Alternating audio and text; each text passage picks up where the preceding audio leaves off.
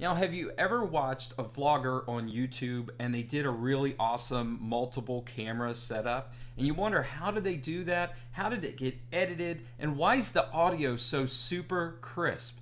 Well, I'm going to show you how to edit that easily in Premiere Pro. Now, what you need first, obviously, is multiple cameras. Okay, and it doesn't matter whether it's a DSLR, a Mevo, which is one that I'm using on camera number 2, a smartphone, a point and shoot, it doesn't matter. Just all the cameras have to be recording at the same resolution. That's step number 1. Step number 2 is the audio has to be turned on every single device that you're using to record this. Now, what I'm doing in this instance is I've got my DSLR, I've got my Mevo camera, both at 1080p, and I'm actually using my Blue Yeti mic to provide the clean, crisp sound because I'm actually going to do a tutorial on the MacBook. But if you're just doing the cameras, pick the best audio source, like a shotgun mic, a lav mic, whatever it is. Pick which one is going to be the best for you. Okay, so you record your video, you get it all set, you take your video out and put it on your Mac. Now we're going to go to Premiere Pro. Okay, now that we have Premiere Pro opened up and we've started a new project, it's time to import our sources. So there's plenty of ways to import in Premiere Pro, but in this case I'm just going to use the old drag and drop method. So now I've got my 2 video sources and 1 audio source, dragging it right in there. Right now it's in list view, but I'm going to go to icon view to get a better visualization of everything. And what you want to do is select in order what you want to use. I always choose my primary audio, whether it's external or whether my primary audio is on my video source. I always choose that first. So hold down the command key. I'm going to choose my external audio. Here's my primary video and my secondary video in that order. Now once I have that done, I'm going to right click and I'm going to choose create multi-camera source sequence. And I'm going to choose audio because we're synchronizing with audio. Super important, and that is why you need to turn on your audio on all of your video sources. Click OK as it builds that clip.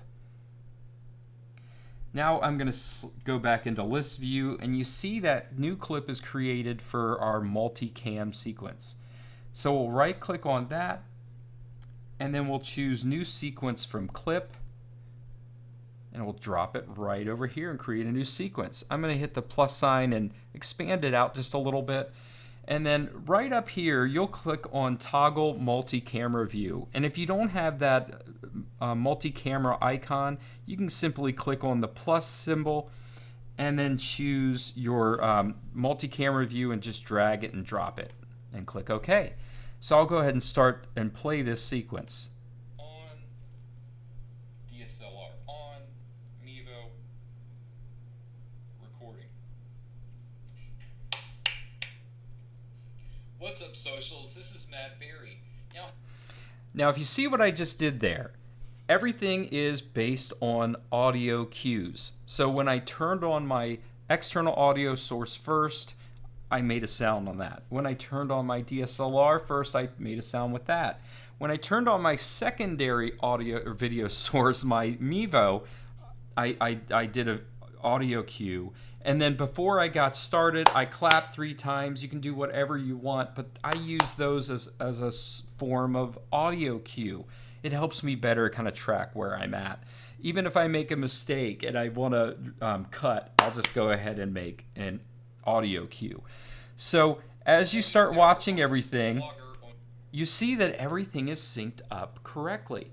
Now to toggle back and forth with which camera view you want to do on the sequence, you can use your mouse and you can click back and forth.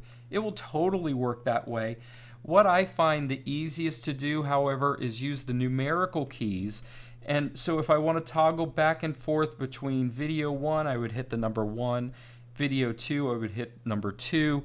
And if I had a camera 3 and 4, I would use number keys 3 and 4, and so forth and so on. So for this one, I'm just, and since I'm using a MacBook Air, to be honest with you, there's a little lag in the video that's shown, but the audio is always right and it's always on point. So there's a lot of times I'll do a lot of my queuing based on the audio. So if I want to go through YouTube, and they did a really awesome multiple camera setup, and you wonder how now I just hit 2.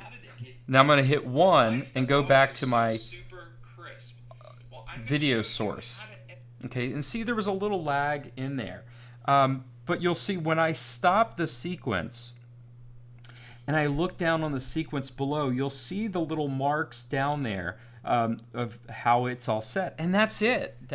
So one tip I will give you, if you're looking at adding titles, captions, or other graphics into that video, make sure you toggle off the multi-camera view when you're doing it. It's going to make the editing process a lot easier. And I hope this video helped you if you're looking at doing videos with multiple cameras in the future. If so, be sure to like this video, comment below, and don't forget, subscribe to this channel. I hope to see you around soon. Bye, guys.